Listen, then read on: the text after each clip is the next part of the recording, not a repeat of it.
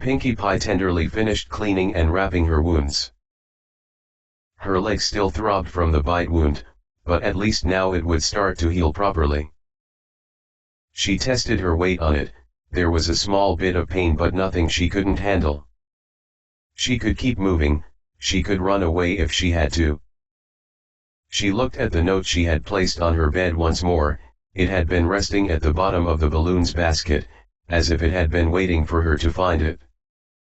Laughter and smiles of youth, together as they find out truth. Dreams of the future are held, as fears of the past are expelled. She had been dwelling on this note since she'd found it. She knew it was a riddle. She wasn't very good with riddles. But her mind had finally calmed down enough now to start thinking more coherently. Her brain was finally not reeling from horror long enough to take deciphering these words seriously. Well, I guess the first line means foals finding truth. Like, learning. That word sparked it for her. Oh. This riddle is about a school. She said, rereading the riddle in context of a school, and all the lines fit. So, does that mean I should head for the school? She asked herself. She looked around at the dilapidated room, the balloon that was torn apart, the body of half a filly. No reason to stay here. She sighed as she packed the note into her bag before grabbing the lantern and heading outside. She shivered as she hit the cold, snowy air once more. She hadn't realized how warm it was being inside of the buildings. She turned the lantern off and placed it back in the bag. She then began her gallop towards the school. She watched carefully from behind a tree as the lumbering form of the monster paced away from the entrance to the school. It looked just like the first monster she had encountered, the three-legged groaner. If there's more than one of those things, maybe groaner is a good thing to call them, she thought to herself. She had hoped the buzzing of her phonograph wouldn't give her position away, but it didn't seem to notice any sounds unless she made them. It soon began to lumber away into the fog, turning into a dark silhouette of itself. She figured now was the perfect time to move. She quickly made it to the front door of the school and pulled on the handle, trying to get inside quickly. The door jammed from the sound of it being locked. What? It's locked, she said, bewildered. She hadn't expected it to be locked, not after that riddle had told her to come to the school. Did I get the answer wrong? She asked herself as she looked at the door again. It was then that she noticed just above the handle was the lock, with the symbol of a star on it. It felt like a switch was flipped on in her head. She quickly reached into her bag and pulled out the key Gummy had left for her, being careful not to undo the ribbon. She placed the key into the keyhole, it fitting perfectly. The door unlocked with a satisfying click that made her smile softly. She went to grab the key to hold onto it again. The key turned into ash, the tiny pieces quickly falling to the ground. She stared in shock at the gift Gummy had given her. The only part that hadn't turned to ash was the ribbon that floated down gently, landing on her outstretched hoof. No, Gummy's gift, she said, her lip quivering as tears threatened to fall once more. She shook her head quickly, taking a deep breath of cold air as she calmed herself again. She'd already cried a lot. If she kept crying she wasn't going to get out of the situation anytime soon. Besides, she still had the ribbon from the key. She very carefully tied the bow to the end of her mane. It still didn't have its frizz to it, but tying it at the end helped make her feel like it was a little poofy again. The ribbon gave her comfort, she felt as if Gummy was right beside her while wearing it. She opened the school door and headed inside. To her surprise, the area was fairly well lit. She had been expecting to need her lantern like at her house. The school seemed to have fared better than her house did. It had a thick layer of dust, but the structure wasn't nearly in as much disrepair. Lockers lined the walls as the hallways lead to classrooms, before her an opening to the main auditorium. Signs hung on the wall pointing out the direction to the gym, nurse's office, principal's office, and the numbers of the classrooms. Huh! She said as her ear twitched upon hearing a sound. It sounded like the laughter of young foals. She turned her head in the direction of the sound, simply amazed at the sight. She could see the ghostly apparitions of two young foals playing in the hallway. They laughed and pranced around each other before running down the hallway in the direction of a classroom. Pinky watched as they faded through the door to the classroom. She quickly turned her head to her bag and listened for the static of her phonograph, but it was silent.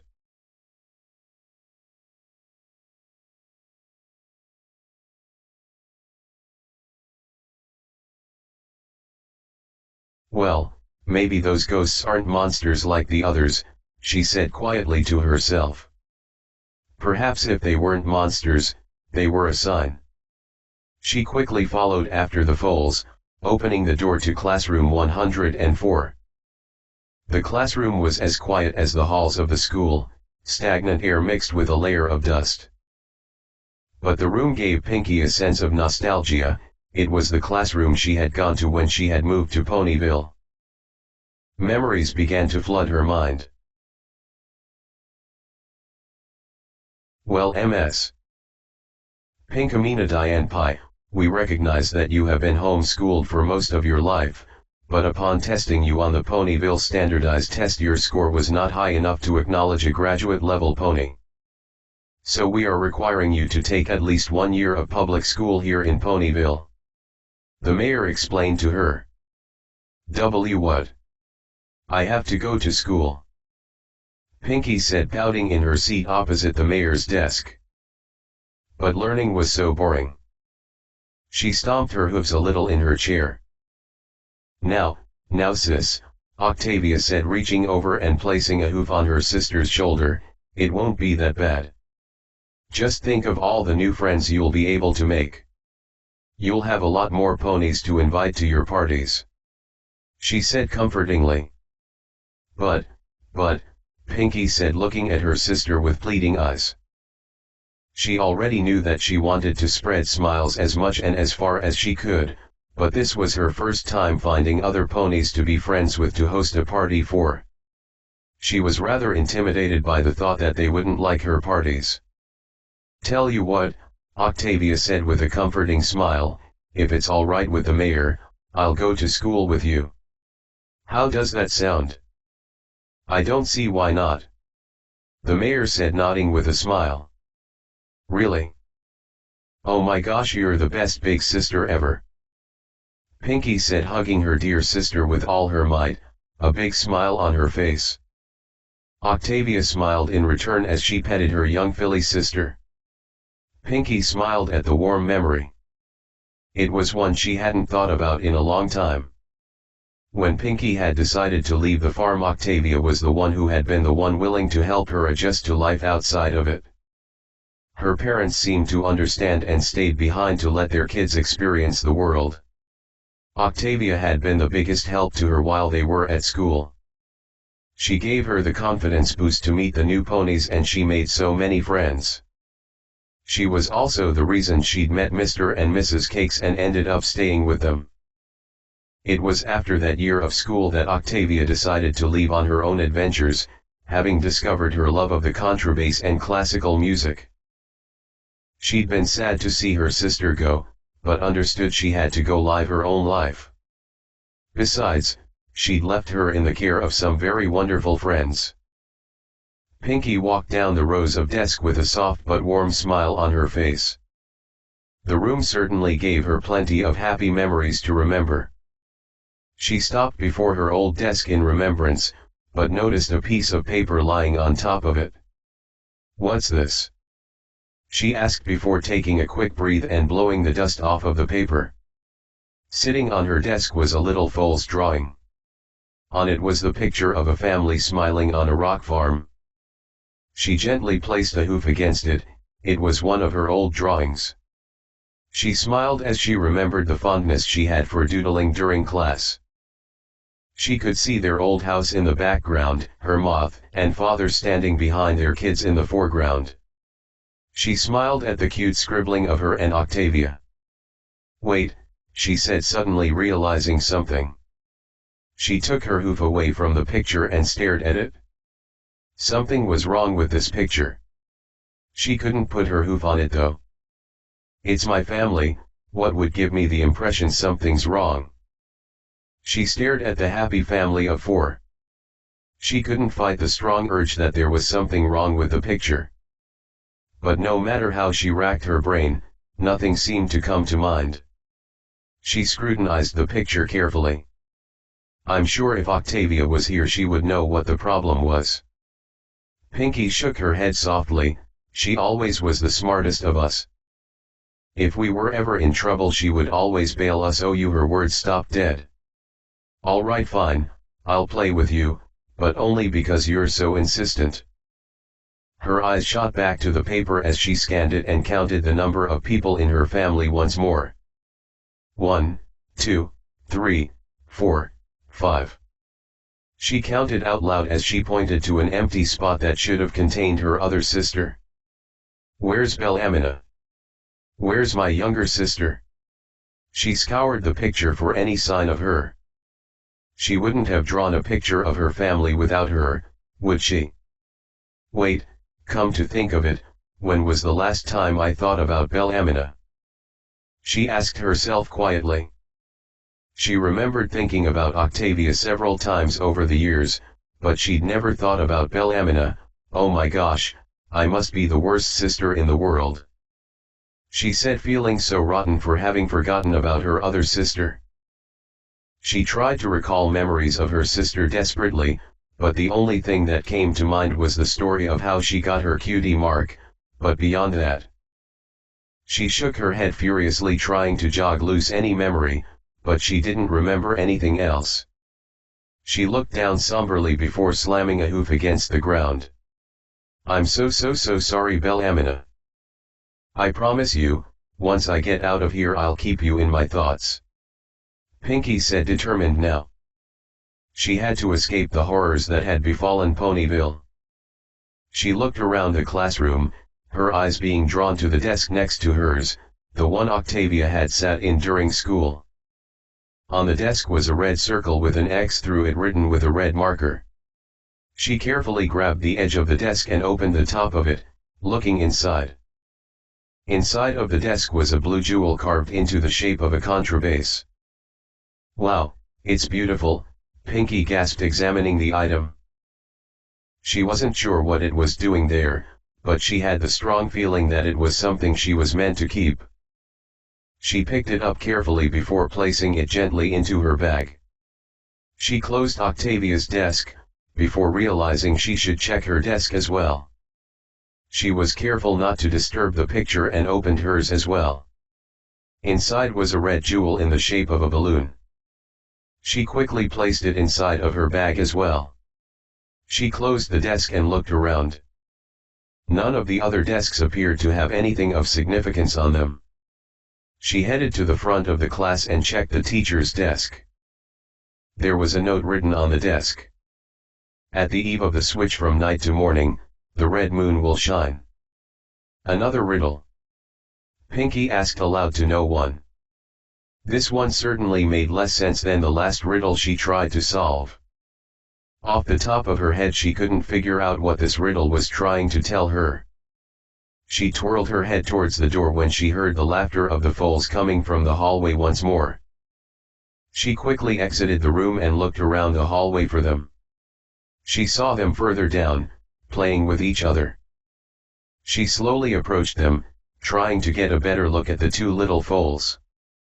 However, once she got close enough they began to run down the hallway. She gave chase.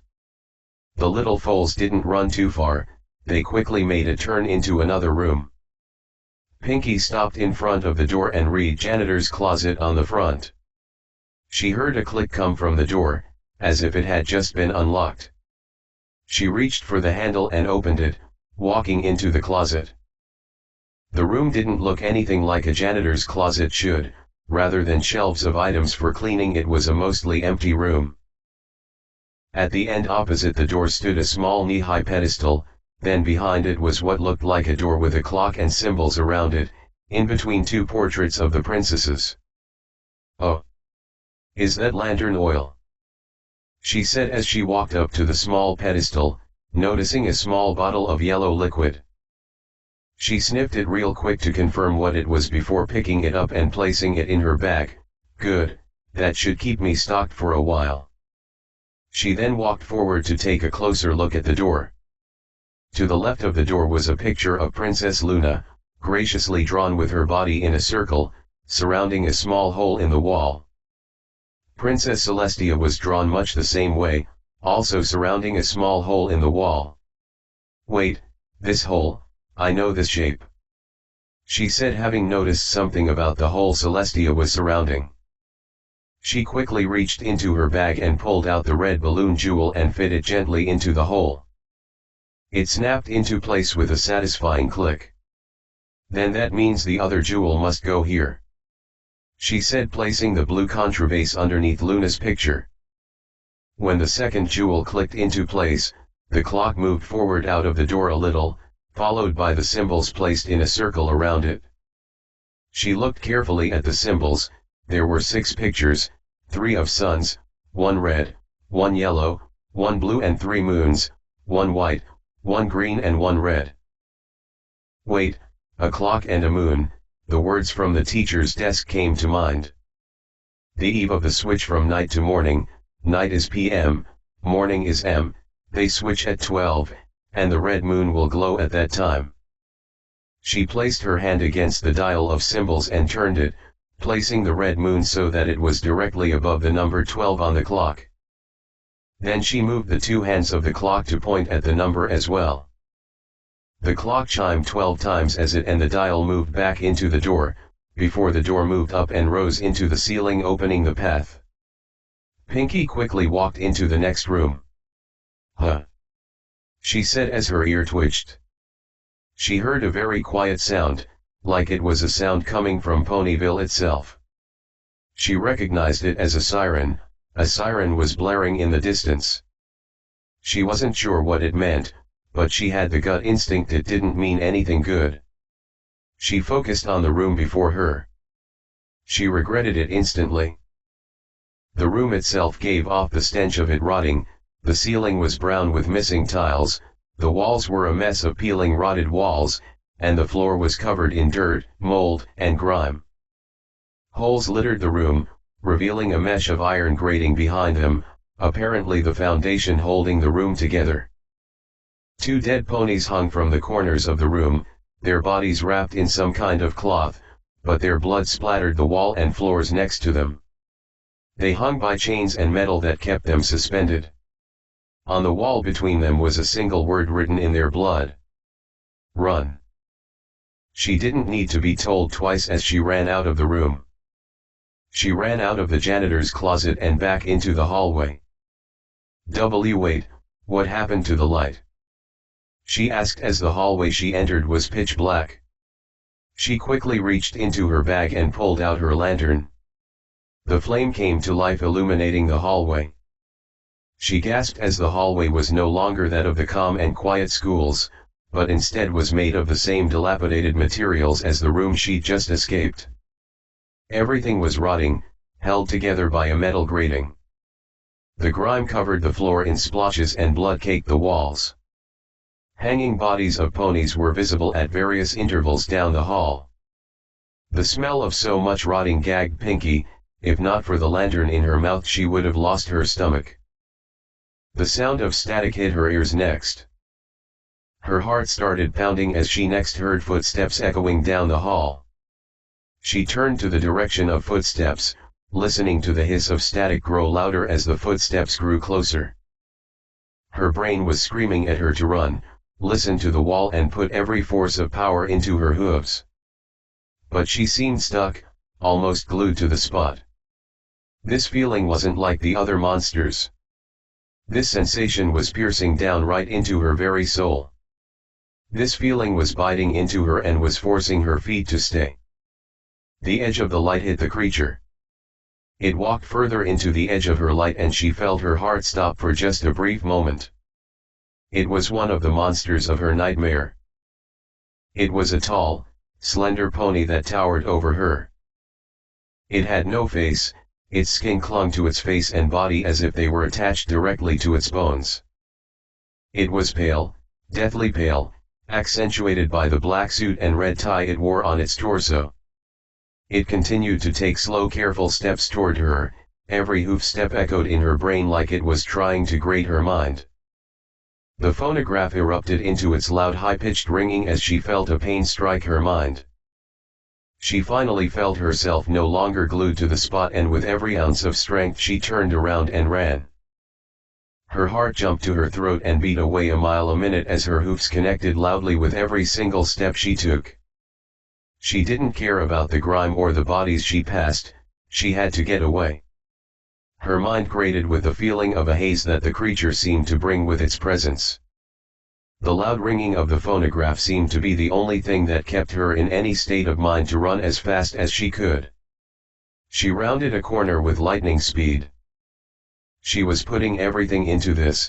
She knew she could run fast, she could keep up with, if not outrun Rainbow Dash at times. She had to be losing the slender pony, she had to be escaping. She dared to look over her shoulder. It was keeping up with her. It seemed to only be walking, somehow the slow-paced canter it strutted kept up, and his whole being seemed to slide towards her, as if there was no escaping. Her mind reeled and she whipped her head forward trying to go faster. She had to turn another corner. Her hoof caught under one of her legs and she nearly fell. She scrambled her legs and took off again. A blood-curdling scream bellowed out before her as she saw half of a white filly start to crawl straight for her. She jumped over it, its tongue passing over one of her hoofs as it tried to bite her. The screams of the filly were cut short as she heard the sound of it being crushed by the monster chasing her. Her stomach hit her heart inside of her throat as her lungs burned. Her mind was reeling and the haze was growing. I can't escape, I can't escape, I can't escape, I can't escape, I can't escape, the words yelled and flung themselves to the very corners of her mind. She felt it, she was about to die. This monster was about to kill her and there was nothing she could do about it. Her eyes flung open as she saw at the end of the hallway an open door. An exit. Her mind screamed as she continued to book it. She raced as fast as she could, trying to ignore the constant looming presence of the threat behind her. She had to get to that door. She was almost there. Just a little closer. Just a little closer. She was going to make it. She jumped, passing straight through the open door and skidding to a halt inside of the room. Her heart instantly sank as she looked around. The room was a square with one entrance, no exit. She had jumped straight into a dead end with that monster behind her. She looked around frantically. The room was adorned with party decorations, multicolored streamers, balloons caked with blood, vile-looking snacks, poorly wrapped and rotting gifts, hanging ponies at every corner, a seal of blood drawn out on the floor. She instantly turned around, watching as the slender pony gradually walked into the room. The only opening to the room sealed shut with an iron gate behind it. There was no escaping it now. She was trapped in the same room as this monster. She dropped the lantern from her mouth, no longer able to hold onto it as she panted frantically. The lantern rolled to the center of the room, turning itself upright and in the center of the blood-drawn seal. The seal lit up with a red glow filling the whole room with light. She could see the red-hued slender pony as it walked towards her. "Stay back!" she yelled as she ran to the gifts. She began grabbing them one by one and throwing them at the pony. The gifts struck the pony and seemed to stun him for a moment. But as the gifts hit him, they fell to the ground and burst into a pile of ash. They slowed his walk down for a moment, but soon they didn't even faze him. She grabbed the last gift and tossed it with all her might, straight at his head. It struck him before blowing up into a pile of ash. Pinky cried out in pain as she felt like her forehead was splitting open as her vision hazed into oblivion. She stomped her hoofs down and ran blindly in a direction away from the pony. Her vision returned as she felt blood trickling down between her eyes, dripping off of her nose. He'd opened up a fresh wound on her head. She grabbed the table holding the vile snacks on top of it and tossed it to the ground. She raised her hind legs up and with all her might she kicked the table straight at the slender pony. The whole table struck him and pushed him back. He hit the wall as the table seemed to hold him in place for a moment. Pinky panted as she stared at the creature. He got up. He pushed the table gently and the table fell apart as a pile of ash. Pinky's legs gave way under her as she fell to her knees. Tears fell from her eyes as she sobbed in pain and exhaustion. She couldn't fight this monster. It was too much. Her mind reeled and wanted to accept her death. Her body couldn't take it, her mind couldn't take it. She felt her mind begin to hurt worse, the slender pony was drawing closer. She couldn't look at him, she sobbed with her eyes closed shut just wanting the horror to end once and for all. The pain stopped. The hoof steps of the pony had stopped getting closer.